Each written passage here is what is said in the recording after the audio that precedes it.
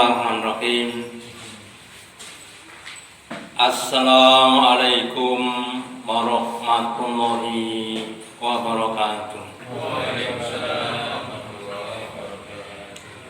Alhamdulillahilladzi an'amana bi nikmatil imani wal islam. Asyhadu an la ilaha illallah wahdahu la syarikalah wa asyhadu anna Muhammadan abduhu wa rasuluhu la nabiyya wa la rasula ba'dah. Allahumma sholli ala Muhammad wa ala ali Muhammad kama sholaita ala ali Ibrahim innaka Hamidum Majid. Wa barik ala Muhammad wa ala ali Muhammad kama barakta ala ali Ibrahim innaka Hamidum Majid. Qala Allahu ta'ala fi kitabihil karim. A'udzu billahi minasy syaithanir rajim. Ya ayyuhalladzina amanu ittaqullaha haqqa tuqatih wa la tamutunna illa wa antum muslimun.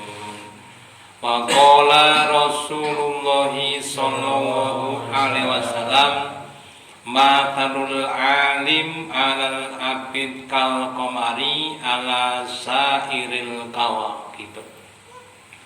Bapak Ibu hadirin yang dirahmati Allah Ta'ala, yang pertama dan utama, marilah kita selalu meningkatkan, menambahi kesyukuran kita, keimanan dan ketakwaan kita kepada Allah Ta'ala dengan menjalankan perintah-perintahnya dan menjauhi larangan-larangannya.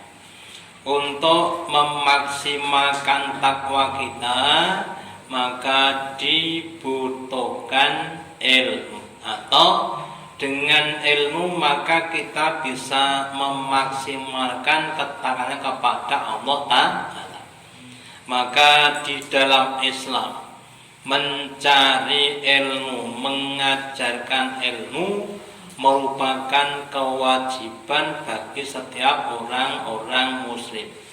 Thalabul ilmi wajibatun ala kulli muslimin wal muslimat. Mencari ilmu itu merupakan kewajiban siapapun orang yang Islam, entah laki-laki maupun perempuan, entah muda atau tua, entah itu kecil atau besar. Dan kemudian kalau orang mau beristiqomah untuk mencari ilmu dengan kemujahadan, dengan kesabaran, dengan keikhlasan, maka Allah akan jadikan dia menjadi alim atau orang yang berpengetahuan, orang yang mempunyai ilmu. Dan kalau dibandingkan dengan yang tidak punya ilmu, Nabi memberikan suatu gambaran. Mathalul alim alal abid, permisalan orang-orang yang alim, yang berilmu, dibanding dengan orang-orang yang rajin untuk ibadah tapi secara tradisional, tanpa dengan ilmu. Kal qamari ala sairil kawakib, seperti bulan di antara bintang-bintang. Ya, semuanya bersinar, tapi sinarnya rembulan meskipun satu lebih terang dibanding sinar bintang-bintang yang jumlahnya banyak. Demikian juga kenil atau nilai orang yang pintar yang seorang saja itu nanti lebih banyak, lebih baik dibanding dengan orang-orang yang bodoh. Makanya sekali lagi, mari kita berusaha untuk mencari ilmu. Kemudian dalam dunia modern atau dalam ilmu sekarang, Ternyata yang namanya orang alim itu tidak hanya pada bidang intelijen atau otak saja, kemudian berkembang menjadi beberapa keahlian kecerdasan atau namanya quotient. Yang pertama adalah IQ, ya, atau intelligent quotient, kecerdasan intelektual, kecerdasan yang berhubungan dengan kemampuan untuk mengingat, untuk memahami, menganalisa, mengevaluasi serta memecahkan masalah, namanya IQ. Pak Habib itu kalau nggak salah IQ-nya 150, ya, normanya 100. Yang dibahas namanya orang idiot, ya. Ada yang IQ-nya 60, 70, berarti di bawah standar. Tapi ada yang di atas 100, berarti orang yang mempunyai kelebihan, ya. Tetapi kadang-kadang orang yang seperti itu nggak bisa berkolaborasi, bekerja sama. Karena manusia itu adalah makhluk sosial yang harus bekerja sama dengan orang lain. Yang suami pinter, yang istri pinter banget. Nah, itu belum tentu jadi rumah tangga yang sakinah. Kenapa? Karena orang itu salah satu kelemahannya adalah egois. Ya. Suaminya egois, istrinya juga egois, maka rumah tangga bisa jadi bubrah. Maka terus dibutuhkan yang kedua emotional quotient, kecerdasan emosional.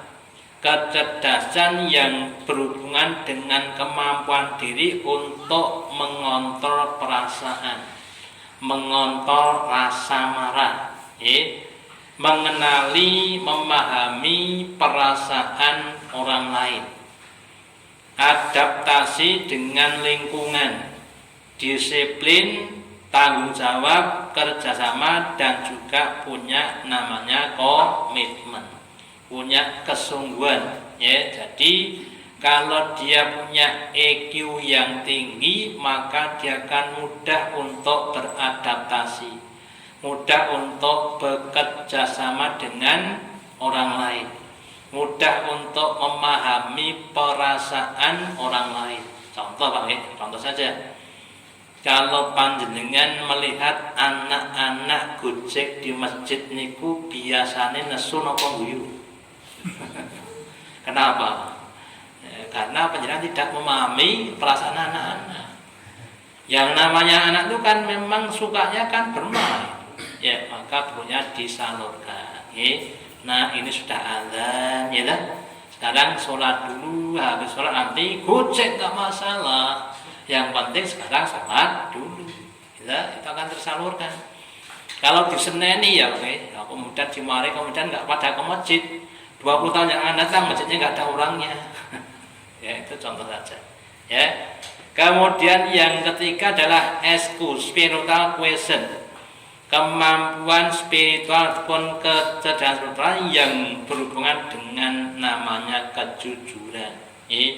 Zaman-zaman sekarang, akhir zaman itu banyak orang yang tidak jujur, tidak adil, tidak mau bertoleransi, tidak mau mempunyai empati, ya. Empati dan simpati, bedanya apa? Kalau simpati itu rasa belas kasih kepada orang lain, tapi orang itu belum pernah merasakan. Panjenengan belum pernah patah tulang, terus jenguk orang yang patah tulang, kemudian panjenengan simpati. Wah, sabar mas ya, semoga nanti cepat sembuh. Ini namanya panjenengan simpati. Tapi kalau panjenengan pernah merasakan patah tulang, kemudian panjenengan menanti dengan yang sama, namanya empati. Wah, saya dulu juga pernah begitu mas, saya patah tulang 3 tempat, tapi sekarang alhamdulillah bisa pulih kembali, ya, itu namanya empati. Jadi kalau simpati itu belum pernah merasakan, Kalau 4 itu pernah merasakan lebih dalam. Kenapa? Wis tahu nglakoni, wis tahu ngrasake. Ya. Terus yang keempat, TQ, transcendental question, yaitu kecerdasan untuk memaknai hidup dan kehidupan. Janjane urip ki nggo apa to? Lah, banyak orang yang kemudian mengamalkan apa yang dia pahami. Orang-orang kapitalis berkata bahwa urip ki nggo golek bondo sak okeh-okeh. Mencari harta sebanyak-banyaknya biar kaya, biar kebutuhan tersebut biar menjadi orang yang makmur. Itu kata orang kapitalis. Orang sosialis, orang komunis berkata, urip ki jenenge namanya manusia.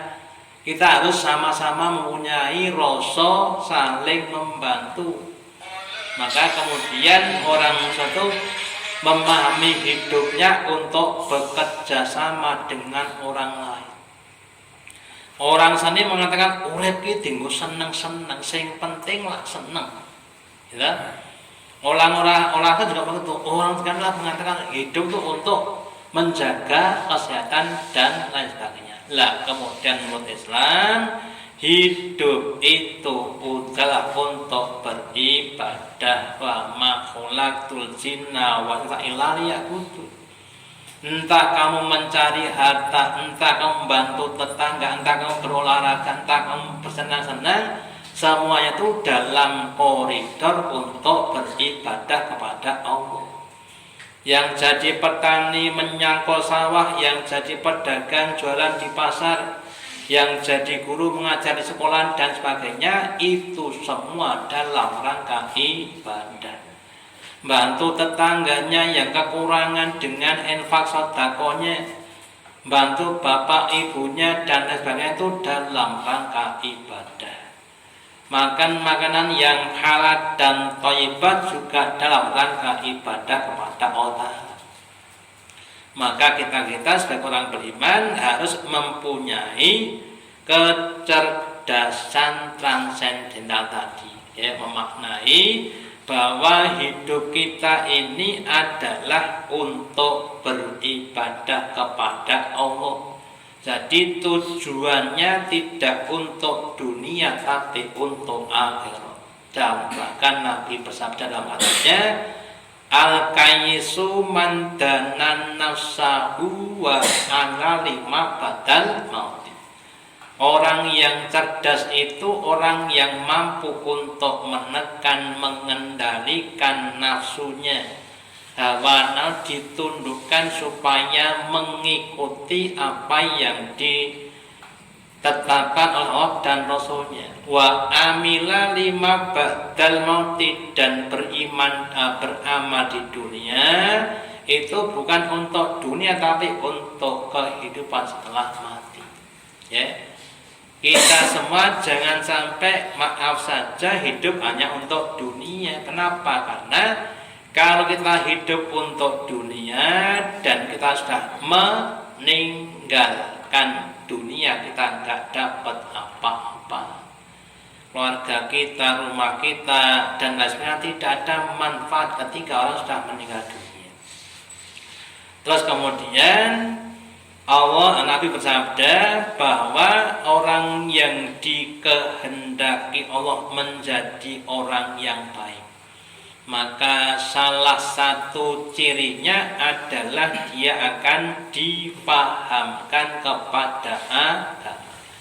Nabi bersabda, "Man yuridillahu bi khairan yufaqihu fiddin."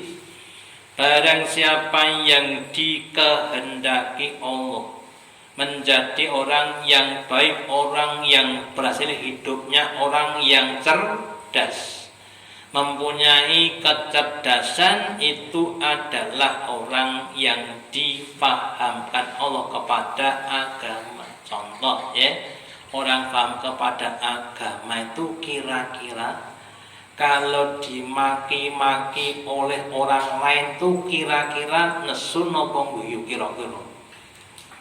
Alhamdulillah nopo inarilah. Ya.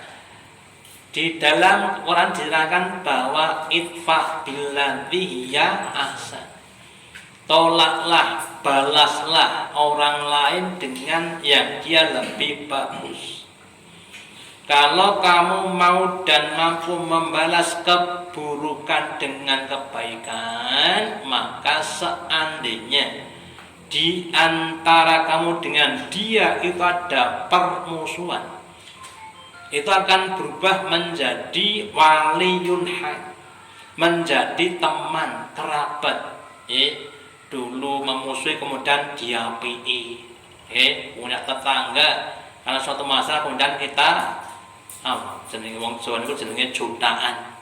Kemudian kita sodori, kita causi makanan, minuman, diapii, tahu-tahu kemudian permusuhan itu berubah menjadi apa? Persahabatan. Lah itu semua gara-gara apa? Gara-gara orang itu menjalankan perintahnya Allah. Ada bapak ibu sudah tua, bapaknya 80, ibunya 70, anaknya 5, nggak ada yang berbakti kepada orang tuanya. Kira-kira rasanya orang tua bagaimana? Tapi kalau 5 anak tadi semuanya berbakti kepada bapak ibunya, maka akan sangat nikmat sekali, indah sekali. Makanya kita bapak-bapak, orang tua, ketika kita mendidik anak-anak kita, cucu-cucu kita, monggo dilandasi dengan keikhlasan. Jangan sampai kita mencari balasan dari anak atau cucu kita. Cukuplah bagi kita balasan dari Allah berupa kenikmatan dunia, awalnya besok konten akhirat. Terus kemudian di dalam hadis yang lainnya Nabi bersabda bahwa tentang bab masalah pemberian, al-yadul ulya khairum min yadis sufla, tangan di atas maksudnya memberi itu lebih baik dibanding dengan tangan yang di bawah. Kemudian hendaklah engkau itu memulai dari apa yang menjadi hak kamu ataupun kewajiban kamu. Kalau dikatakan begitu. Kalau kita cermati saat ini yang namanya dum-duman, atas dum-duman, dum-duman duit, dum-duman sembako, ampun to kok sing melarat, sing sugih ya belum. Gitu. Sing sugih kadang malah golek akeh dhewe. Itu artinya apa? Artinya dia kaya tetapi miskin hatinya. Maka kalau dalam Islam Nabi bersabda, laisal ghina bi kafrotil ma. Tidaklah kaya itu dengan banyaknya harta, walakin gina nafsi, akan tetapi yang namanya orang kaya itu kaya hatinya, merasa cukup dengan apa yang ada, bahkan kadang-kadang merasa sudah berlebih, kemudian diberikan kepada yang lain. Lah untuk bisa sampai pada titik atau keadaan seperti itu, maka perlu namanya kita belajar. Bagaimana Rasulullah itu ketika dia punya barang diminta sahabat pasti diberikan. Suatu saat ada seorang sohibah, sahabat perempuan, dia seorang penjahit, dia membuat suatu baju yang indah, yang bagus. Terus dihaturkan kepada Rasulullah.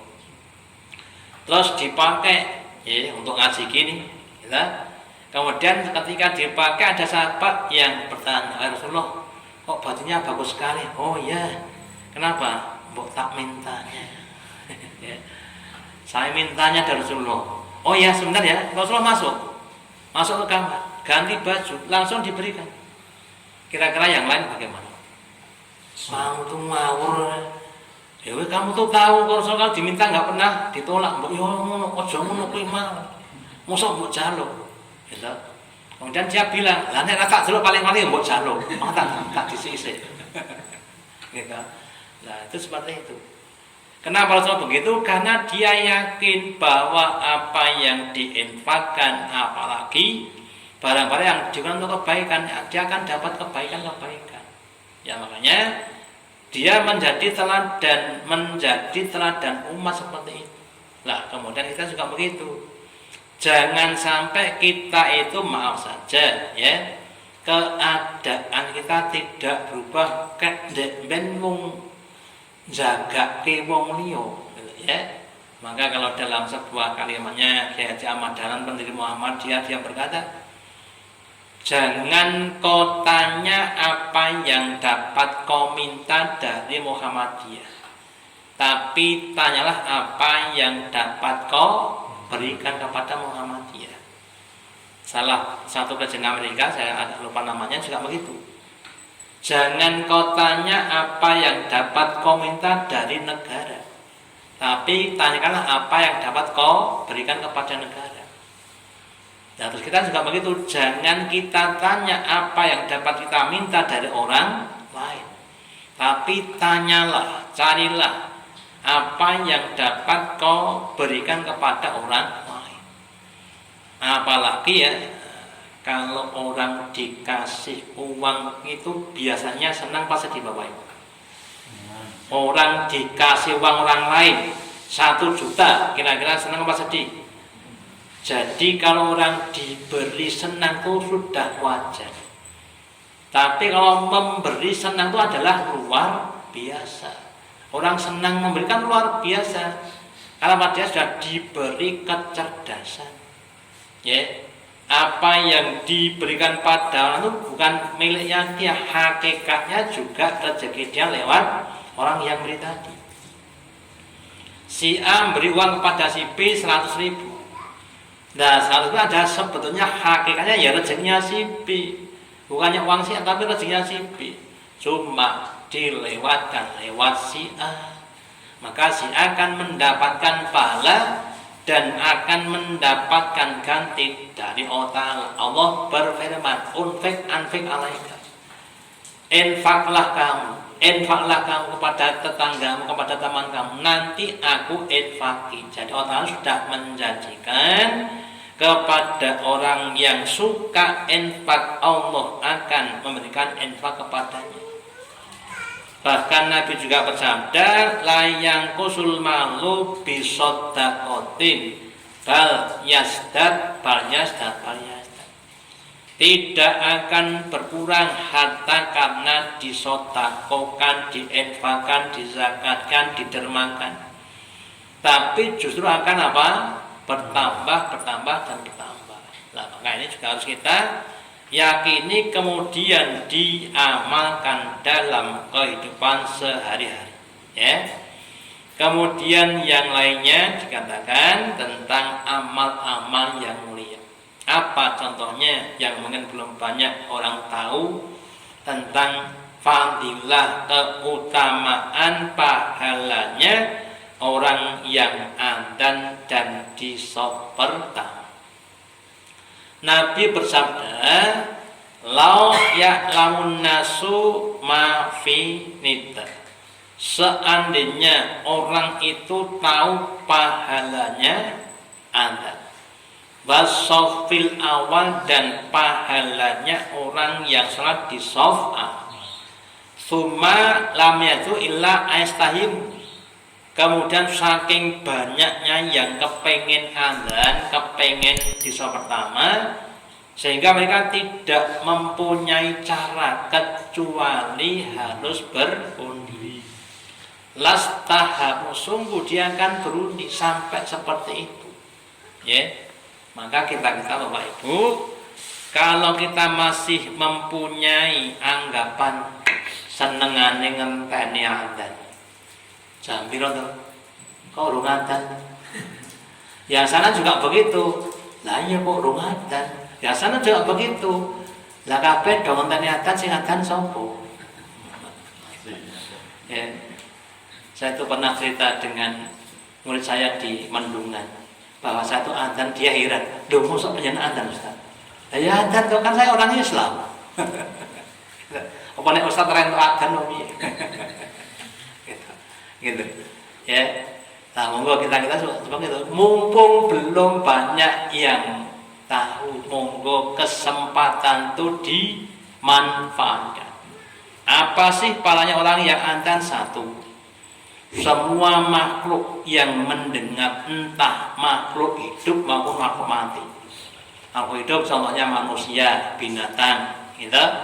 Mungkin jin, malaikat. Yang mati, tumbuh-tumbuhan, batu-batuan, ya.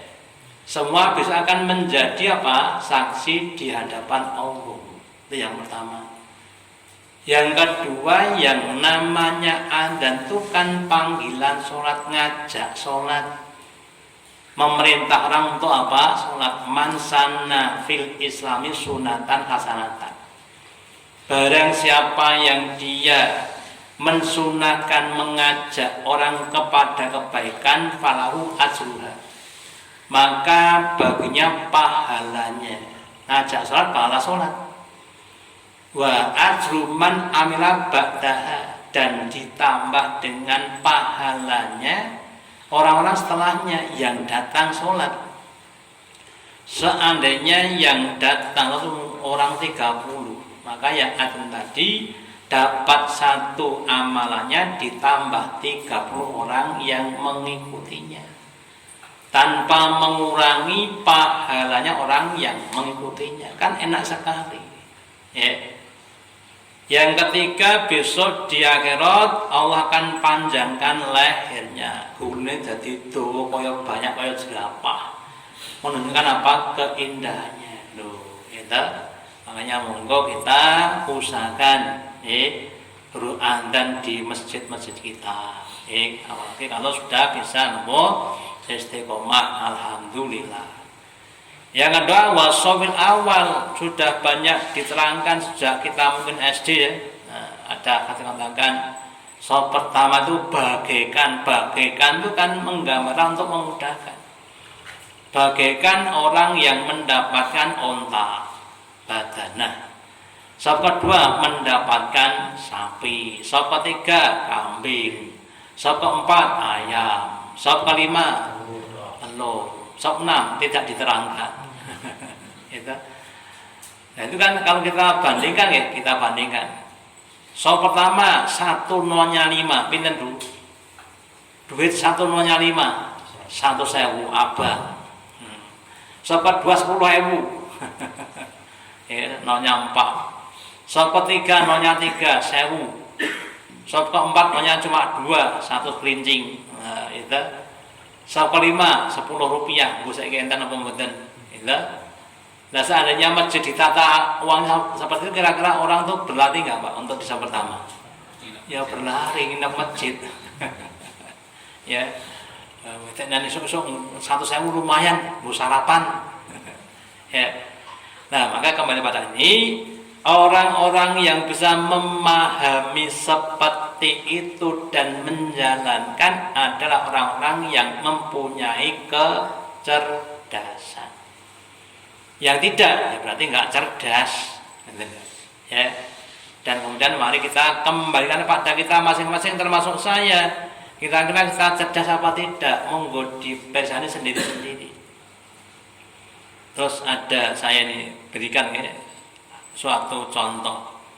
Ada 5 orang, A, B, C, D, dan E. Ketika mendengar adzan, apa yang mereka lakukan? Yang pertama, A datang ke masjid sebelum adzan.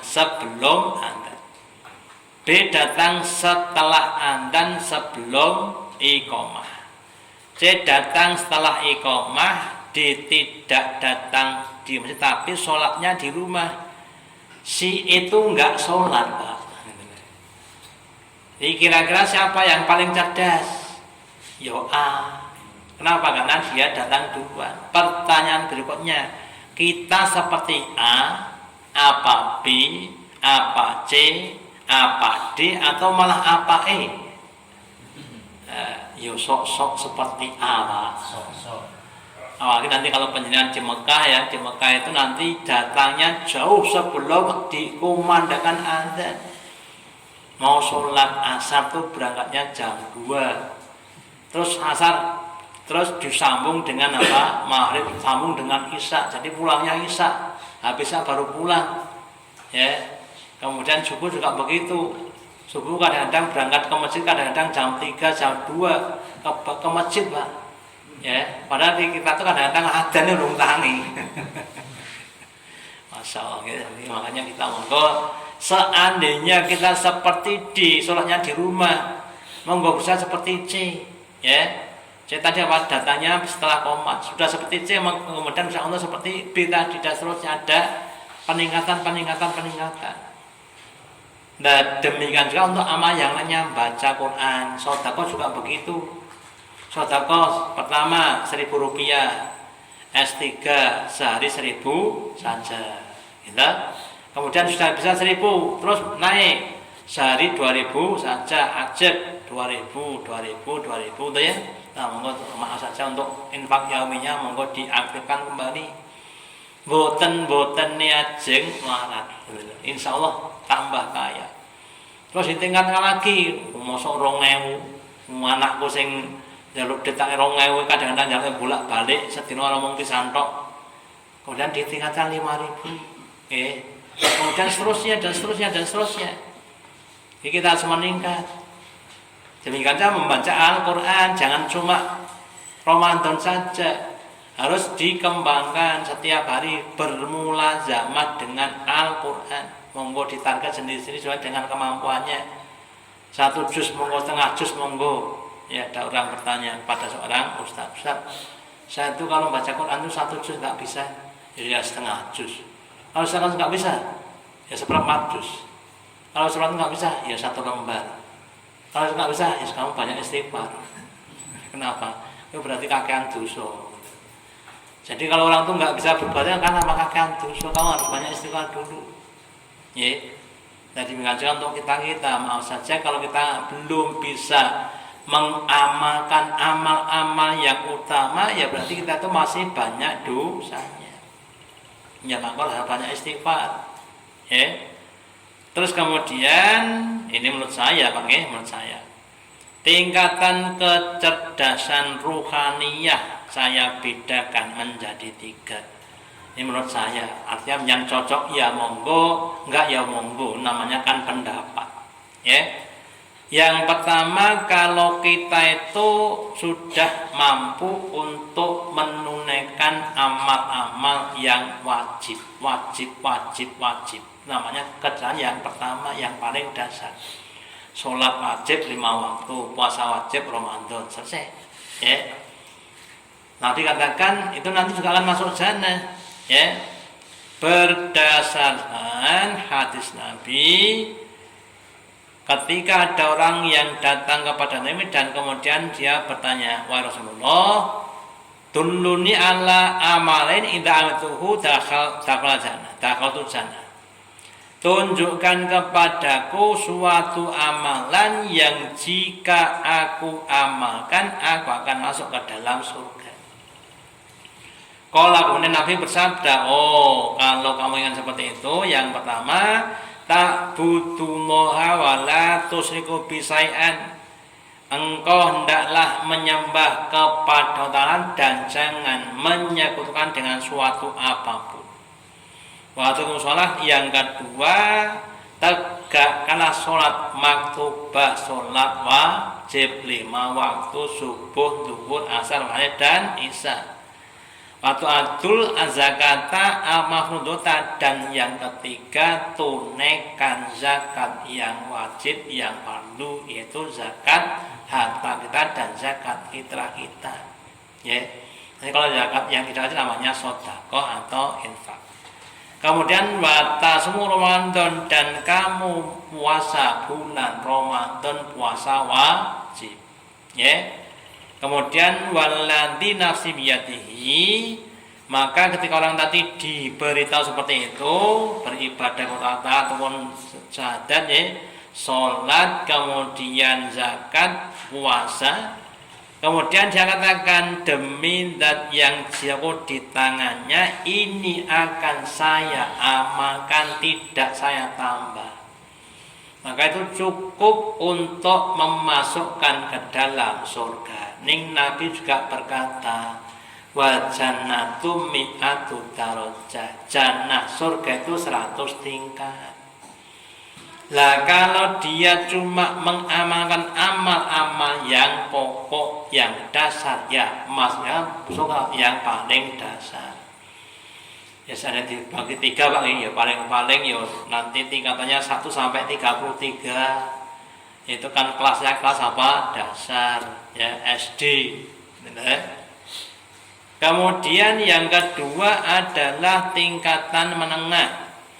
Di tingkatan menengah itu adalah orang-orang yang sudah mampu untuk mengamalkan yang wajib, terus ditambah dengan yang sunnah. Sholat sunnah, mulai dari sholat malam, sholat duha, qobliyah, ba'diyah, bahkan pada sholat mutlak dan lain sebagainya. Tambah sholat gerhana, gitu, tambah sholat-sholat yang lainnya. Kemudian puasa juga begitu, selain Ramadan juga menunaikan puasa sunnah, mulai dari yaumubid 3 hari selama 1 bulan, puasa Senin dan Kamis, puasa Daud, ya, puasa Arafah, puasa Muharram dan puasa yang lainnya. Kemudian sedekah juga begitu.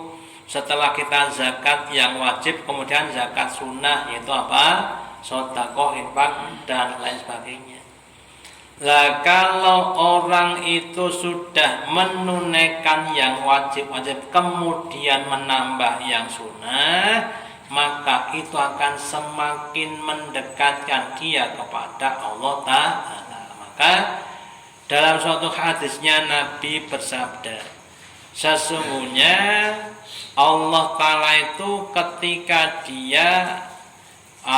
seorang hamba mendekat kepada Allah Ta'ala, wa ma taqarraba ilayya abdi bisa ilahhabu ilayya mimma iftaratu alaihi, dan tidaklah seorang hamba yang mendekat kepadaku dengan suatu amalan yang aku cintai dibandingkan dengan apa yang aku sudah fardukan, sudah wajibkan.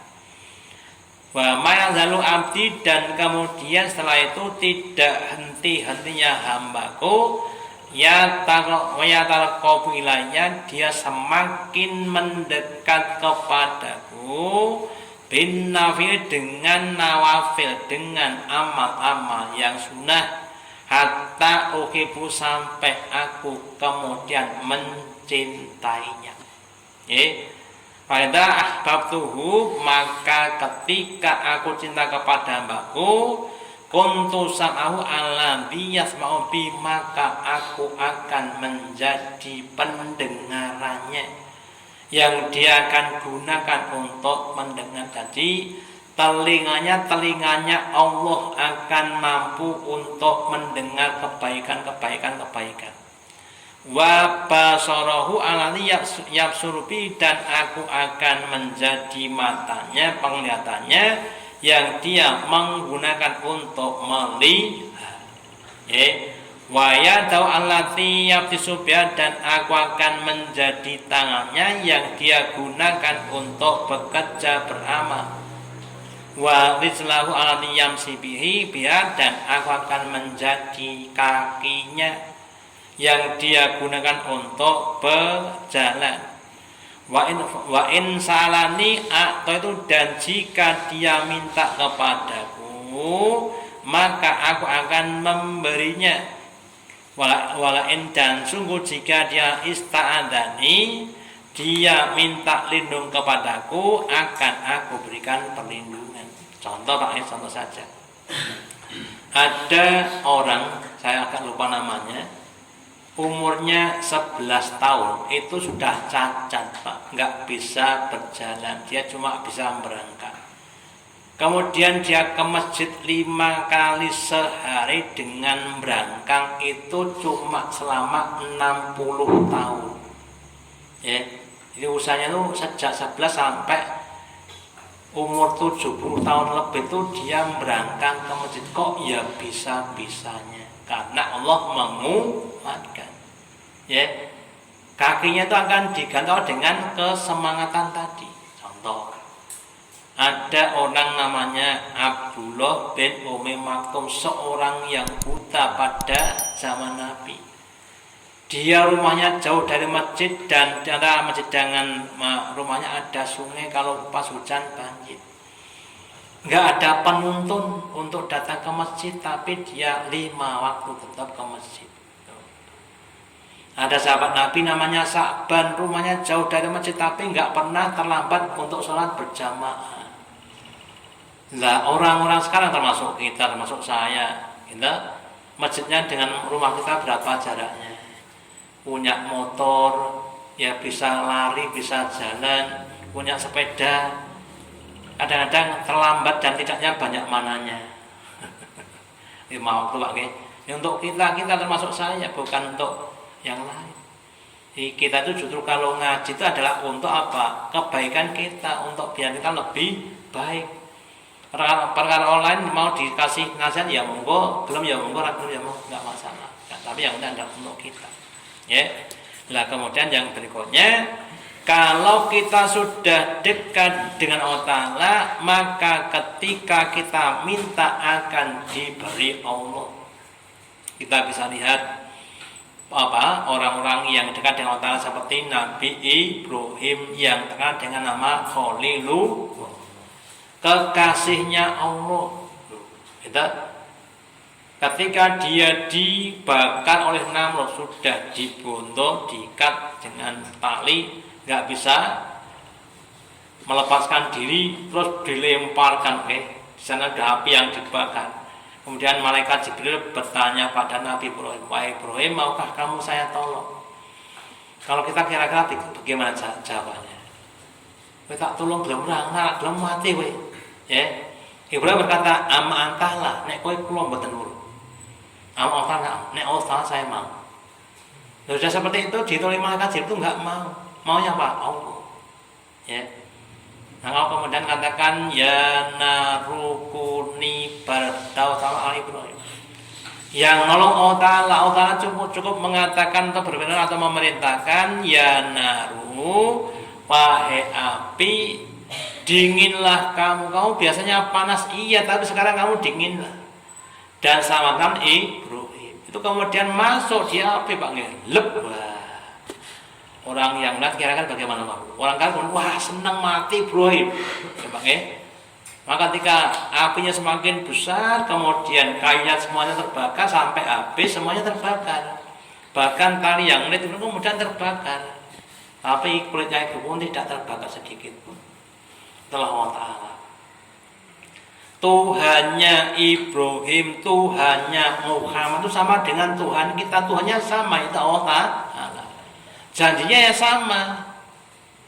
Nah yang beda apanya? Yang beda amalan kita dengan Nabi Ibrahim, dengan Nabi Muhammad. Maka ya, yuk kita semuanya termasuk saya berusaha untuk menteladani Nabi Ibrahim dan Nabi-Nabi yang lain dalam kebaikan-kebaikan. Ya, insya Allah nanti Allah akan menolong kita, apalagi pas keadaan yang sangat-sangat membutuhkan. Ya, sudah sakit, nggak kerja, nggak dapat duit, kemudian maaf saja utangnya ditagih oleh yang punya uang, orang didit. Terus Allah Ta'ala kasihkan pertolongan, ya. Ada orang lain nggak kena datang kepada kita, kemudian kita dikasih uang yang cukup untuk melunasi utang, kan sangat-sangat nikmat sekali. Atau yang lainnya. Ya, dan janjinya Allah itu akan dipenuhi. Innallaha la yukhliful mi'ad. Itu tidak akan menyelesaikan janjinya. Jika hambaku minta lindung, akan aku lindungi. Ya, Nabi kita Nabi Muhammad dan Abu Bakar hijrah dari Mekah ke Madinah, dikejar oleh orang kafir. Ya. Terus masuk mana? Ghatur ya, masuk plek. Oh, iya. Kita masuk Ghatur, kemudian ada laba-laba yang buat rumah di mulut gua.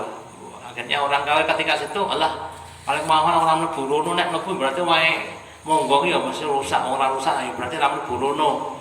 Dadak mlebu rono ngopo ngakak-ngakake gawean ono. Padahal mlebu rono tadi. Lo yang menyuruh laba-laba buat rumah siapa? Ya sing buat laba-laba itu siapa? Allah.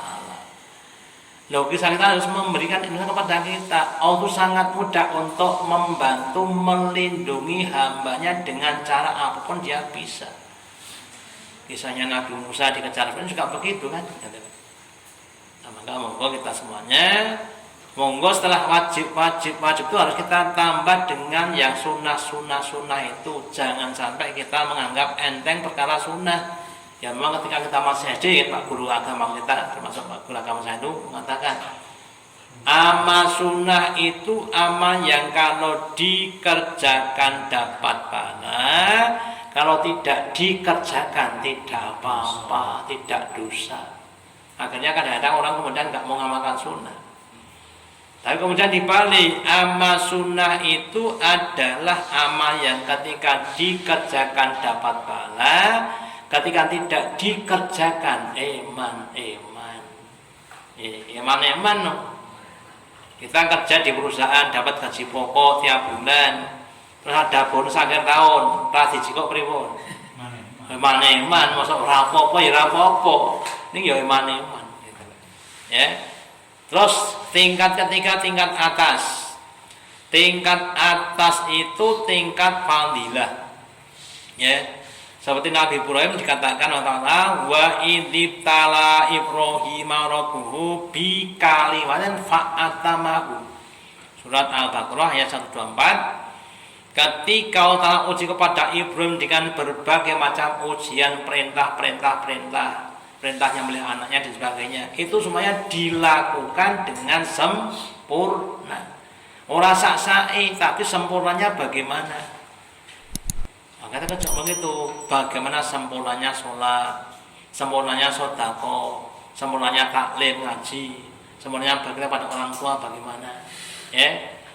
Lah karena Ibrahim selalu menyempurnakan, kemudian qala Allah berfirman Ibrahim ini jalqa linasi imaman subhanahu wa ta'ala, menjadikan kamu sebagai imam, panutan, pemimpin bahkan dalam rangka untuk beribadah, dijadikan qudwah hasanah. Maka sampai sekarang ada banyak sunnah Ibrahim yang kita amalkan, mulai dari nyembelih korban, haji di Baitullah, ya, sampai kita ya Nabi Muhammad sampaikan ada 10 sunnah Ibrahim di badan kita, 5 di kepala, 5 di badan. Bagi bapak-bapak ini bagi bapak-bapak yang pertama memangkas ini, ya, ini dipangkas, kumisnya dipangkas. Terus ini dipanjangkan, 2 gosok gigi, 3 4 memasukkan air ke hidung, ya. Kemudian yang kelima adalah mengeluarkan, jadi istingsak dan istinsak itu 2. Sunnah Ibrahim yang di kepala, yang di badan cabut bulu ketiak, potong bulu kemaluan, kemudian cebok ini nopo cebok, toharah ya, toharah bahasa kita, BAB dan BAK, dan kata BAB, buang air besar, buang air itu kemudian kita bersihkan cebok, itu termasuk sunnah Ibrahim. Kemudian kita itu adalah sunnah Ibrahim. Dan kita kan juga begitu dalam hal kita untuk mengitba kepada Nabi kita Nabi Muhammad SAW, harus kita maksimalkan. Kalau makan bagaimana supaya tetap semakin lama semakin mensunah kepada sunnah Rasul. Tidur ke belakang, naik kendaraan, kepada istri kita bagaimana, anak kita bagaimana. Untuk kita cari yang fadilah, ya. Sholat yang fadilah bagaimana, ya, datang di shaf awal kalau bisa usahakan, ya. Kemudian sedekah yang fadilah diambilkan dari yang baik, jangan seperti si Qabil tapi seperti si Habil, gitu. 2 anaknya Adam, Qabil dan Habil suruh untuk infak, ya. Si Qabil seorang petani, yang diambil adalah sayuran buah yang busuk-busuk, gitu. Kemudian si Habil adiknya seorang peternak, gitu. Diambilkan ternak yang baik-baik, yang lemu-lemu, ya, sapi ataupun kambing yang lemu, domba yang lemu, kemudian disodakokan, kemudian yang diterima yang miliknya si Habil, ya. Si Qabil nggak diterima, terus nesu adiknya, terus dipateni. Kita juga begitu, maaf saja ya, pengennya seperti Qabil apa Habil. Kita nenten kotak mubeng niku ora sing dilebokke sing cilik dhewe sing gedhe dhewe. Sing cedak nggih. Jeneng ngapunten. Harus kita rubah, enggak usah ngerasain orang kita saja lah. Monggo pikiran-pikiran kita, pemahaman kita yang maaf saja masih keliru, masih maaf saja nggih. Metodenya si Qabil monggo terus kemudian berusaha diganti dengan metodenya si Habil, ya. Nggak usah eman-eman dong, yang kita enakan untuk kita besok di akhirat, gitu. Kalau kita maaf saja, kalau nek mancing, nek mancing nganggo cacing, kok entuk napa? Mancing nganggo cacing, yang paling wader, ucang pilek, ngerti nggak ucang ya? Kemudian lele, paling pol. Ya, tapi kalau kita mancingnya pakai yang lain, ya pakai apa namanya, tapnya tuna, itu sakalang, bahkan ikan paus sama tenang.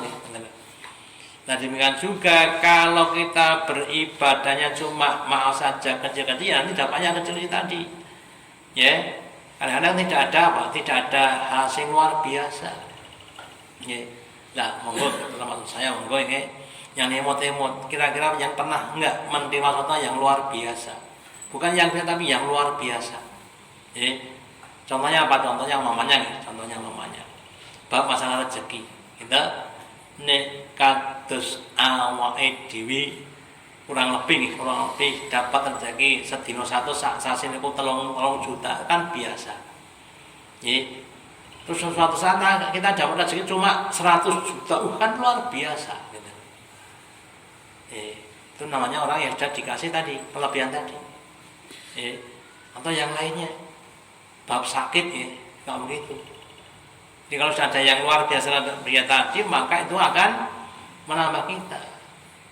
Nek jam 3 bengi wong turu ki biasa, sing tangi sholat berarti napa?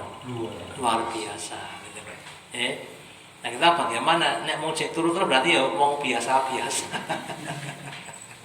Kelas biasa. Gitu. Tapi kalau kita sudah bangun, kita sholat istiqomah, gitu, tenang istiqomah setiap malam, ya. Kecuali pada mungkin kadang-kadang teledot lah, yang wajar namanya manusia. Tapi mosok teledot terus seminggu kok full kok lowongi. Ya monggo kita tingkatkan sholat malam kita, ya. Infaknya juga begitu, puasanya juga begitu. Ya monggo ditingkatkan, ya jangan sampai kemudian puasa mung Ramadan tok, ya ora apa-apa ning kan besok kesiangan pas-pasan gitu. Ya nek Ramadan iki ketemu kabeh, nek sing godang barang.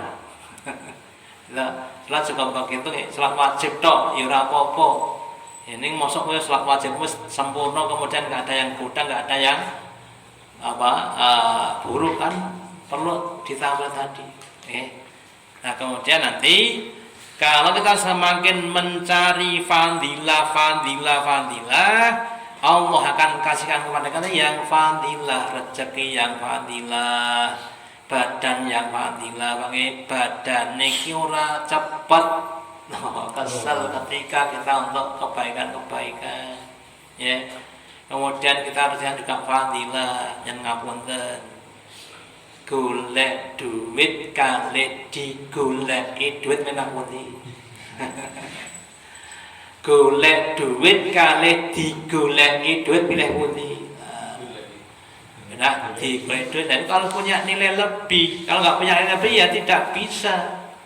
Pak dokter, ada orang datang duit, kenapa? Punya nilai lebih. Kita juga kalau kita punya nilai lebih dan Allah Ta'ala dengan mudah mendatangkan rezeki itu datang sendiri, bukan kasih tapi sudah ghaibiyah. Jadi kalau rezeki kasih kan rezeki kita kerja jualan di pasar, dapatkan namanya rezeki kasabiyah. Kita kerja di perusahaan, dapatkan namanya kasabiyah. Kita duduk di rumah, ada orang datang ngasih uang, namanya kan rezeki ghaibiyah. Ya, gaib kita nggak usah datang. Itu rezekinya Tuhan kan semuanya gaibiyah. Gitu loh. Termasuk ya binatang-binatang sebagian seperti itu, ya. Nah, monggo kalau kita harusnya semakin dekat dengan Allah Ta'ala, sehingga nanti akan semakin mudah untuk mendapatkan rezeki sehingga nggak menyusahkan. Sehingga kita akan lebih enak untuk lebih ibadah. Tapi kalau kita masih susah dengan rezeki, kemudian mengganggu ibadah kita, ya sekali lagi monggo kita harus berproses meningkat, ya, dari yang jauh kemudian semakin mendekat dengan amal-amal tadi, wajib, sunnah, fadilah. Okay? Wajib, sunnah, fadilah dalam semua amalan, sholat, sedekah, baca Quran, seperti itu. Baca Quran kalau bisa dengan yang fadilah, ya pakai pakaian yang pantas, berwudu, menghadap kiblat. Yang itu meskipun itu bukan wajib, tapi namanya fadilah, gitu. Kita nasi goreng itu kan tidak mesti harus pakai telur atau pakai. Kalau pakai telur sapi kan lebih enak, gitu. Ya, itulah contoh-contoh. Jadi mungkin kesamanya dapat menjadi orang-orang yang mempunyai kecerdasan spiritual atau transendental, dan kemudian kita bisa istiqomah, ikhlas, sabar sampai akhir hayat. Amin. Oke, demikian yang saya sampaikan. Semoga ada manfaatnya. Allahumma taqabbal minna innaka antas samiul alim wa tub alaina innaka antat tawwabur rahim. Kita akhiri dengan doa majelis. Subhanallah wa bihamdika asyhadu an la ilaha illa anta astaghfiruka wa atubu ilaik. Wassalamualaikum warahmatullahi wabarakatuh.